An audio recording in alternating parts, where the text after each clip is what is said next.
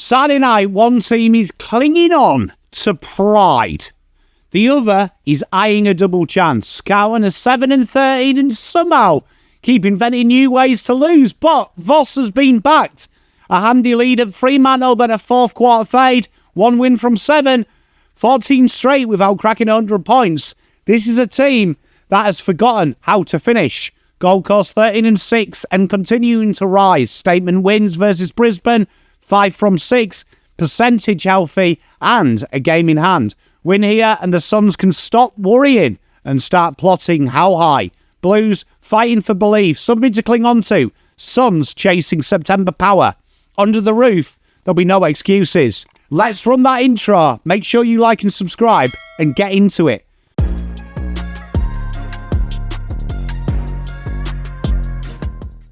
So what has the season been like so far? Carlton has been spirited in patches, but same movie, same actors, same shit script. Territory without payoff, scoreboard stagnation, and late game fade-outs. 1 win in 7, it tells the tale. Gold Coast from a side that was just banking wins to a side that is swagger. They've earned the right to look beyond top 8 and look towards a double chance and to stay at home. Let's look at what the numbers say.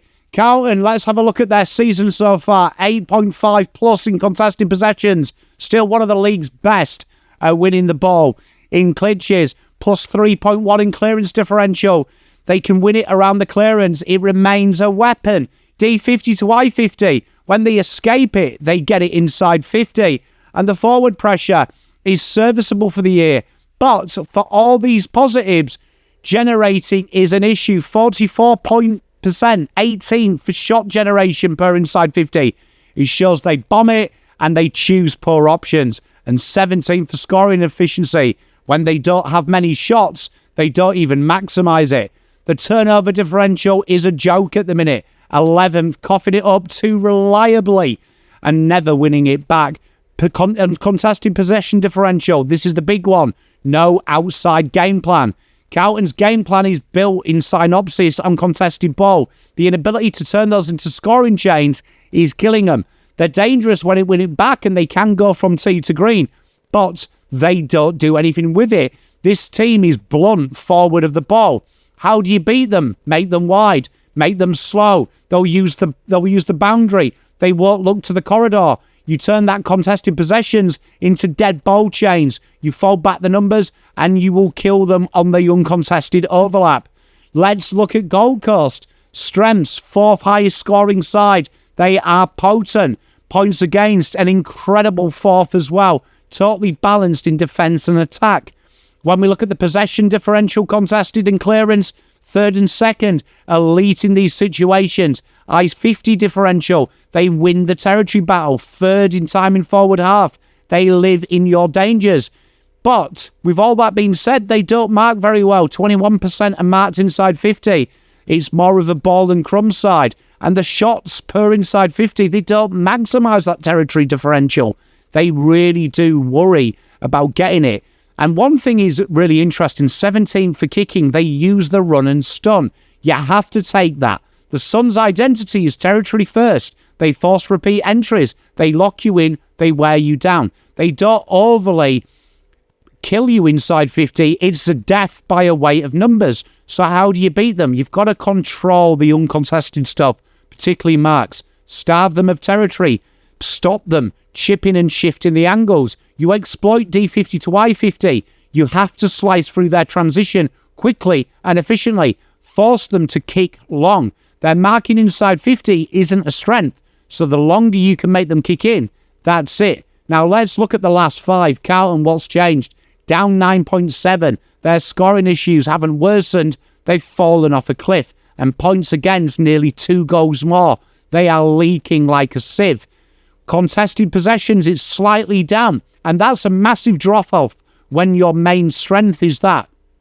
Inside 50, no territory being won for the Blues. And D50 to I50, down to 15th. Struggling now to even move the ball. And turnover differential, one of the biggest drop-offs in the league. The ball use is breaking down horrifically. And that pressure down to 17th. The pressure has vanished. They can't lock it in. and the uncontested is killing them.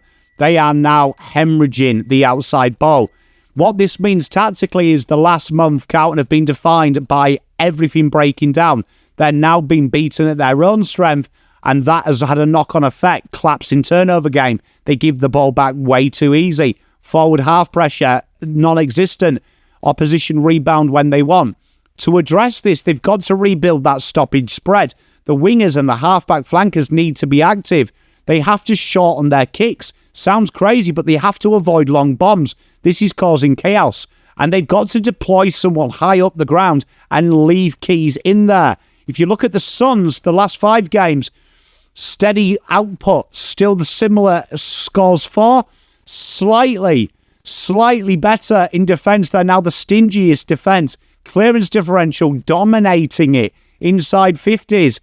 Still good, slightly less territory control than their season average. But shots per inside 50, it's starting to come in, particularly because that uncontested differential is better. They are creating better looks at goal. The Suns have shifted in the last 5 weeks. Extra outside ball movement, turning that contested dominance into results. Their defensive squeeze has tightened, and clearance game is peaking at the right time. They are setting the tone.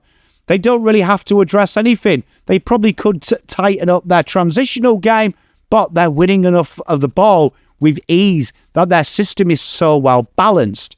Carlton's nightmare is the Suns are both elite in contested, which is Carlton's usual strength, but exceptionally uncontested. That's Carlton's weakness. It plays directly into their strength. Carlton have to disrupt stoppages. That's their only hope. They have to put the pressure high up the ball, force long, make them turn over to deny the Suns the ball. If the Suns dictate tempo, this game is blown open badly. Carlton's attacking profile, 14th, bottom 5 scoring side, 15th for shots at goal, creating fewer opportunities than almost every side. Scores from turnover, 14th. When they do win it back, they don't do anything with it. Transitioning is so bad, struggling to move the ball coast to coast. Time in the forward half, absolutely appalling, bottom 4. What it means is Carlton are generating too few shots when we look at their attacking profile. They rely way too much on slow play. Their inability to turn the defensive wins they have into any form of scoreboard means it's almost impossible to win games in today's football. Defensive profile is even worse, leaking heavily on the scoreboard over the last 5. 14th. Goals against, 14th worst at stopping that. They are conceding big scores. 15th for defending turnover. Teams are feasting on Carlton's mistakes. And Carlton are 14th at stopping coast-to-coast scores. It is really bad. And the opposition, they lose the territory and they lose the battlegrounds. What it means defensively is Carlton are preventing entries, scoring shots, and they can't get that under siege mentality to turn it into their benefit, which all the good teams are doing. When we look at the attacking profile of Gold Coast, 6th for scoring, very, very strong in the upper echelon, shots a goal, creating consistent opportunities, score from turnovers, right mid-table, not elite, but they punish mistakes. They're 12th for transition, not a coast-to-coast threat as often, but they're not a liability. Time in forward half, they keep making it hard. What it means is Gold Coast have a balanced top 8 side. They can score heavily, they can create field position, and they have options in the forward half to spread the load. While there might not be the coast-to-coast dominant side people think, they don't need to. They dominate territory, and that is even more important when you can control the narrative. Defensively, no one's talking about it. Gold Coast, the best defensive record over the last 5. Opposition shots, they're the second best at limiting you. Scores conceded from turnover, 7th. Solid at closing down dangerous mistakes. D50 to I50. Although not killing it themselves, they are stopping you moving it coast to coast as well. 7th. Opposition time a half. Usually winning territory, forcing teams to defend deep. What it means is the Suns are elite in short defensively. They win back possession, limit shots, suffocate you. The one area to exploit is quick ball movement from deep. You've got to press them back. They can't be allowed to control the narrative. The verdict here is simple. Carlton are struggling starter-wise and by the eye to score in every metric. Fewer shots, lower efficiency, worse territory. The Suns are comfortable across the board. Gold Coast defensive system is elite and should smother Carlton based on form. Carlton's defence is bottom 5 in the league. They have to change something up. The variety of scoring options is struggling. Key notes for this, for Carlton to win, again, slow Gold Coast down. Put that pressure on their back half. Get some stoppage control and look to lock the ball in and avoid slow, long exits. You've got to go shorter from D50. Find that marking presence, look to spread and take the game to them. For Gold Coast, it's do what you do. Press high, get Carlton to go long down the line, attack Carlton slow transition, and look to attack them when they go inside 50 with quick rebound. Use your forward depth to stretch Carlton. You are winning. This match is a side between a side that is struggling in confidence and data-wise Carlton versus Gold Coast, who have a clear identity, finals ambition, and a scoring profile to match it. They're a top 6 scoring team with one of the best defences in the league. Carlton sit bottom 5 for both. Carlton's challenge is twofold. Rediscover some forward potency and some pressure, and also contain it. Gold Coast can hurt you many ways. Stoppage, turnover, their forward press. Unlike Carlton, they need to do something drastically, the Blues, to swing this into some meaning territory gains and lift their efficiency by having other options. It's going to be a long night for the Blues if they can't apply the basic fundamentals of pressure and ball movement. Carlton are playing nothing really for other than pride. Gold Coast double chance. This Saturday night, 2 clubs at the opposite ends of the spectrum, momentum and form, go head to head. Can the Blues find something to give their fans a lift and to back in the board and Graham Wright for backing in Voss? Or Suns, will they just keep their finals hopes marching along? Drop your predictions in the comments. We will be live for this game. Don't forget to tell me who you think best on ground is. Make sure you like and subscribe. Hit that bell so you don't miss any of the content. We've got loads coming up. Thank you very much for your love and support. Have a great weekend. Pom out.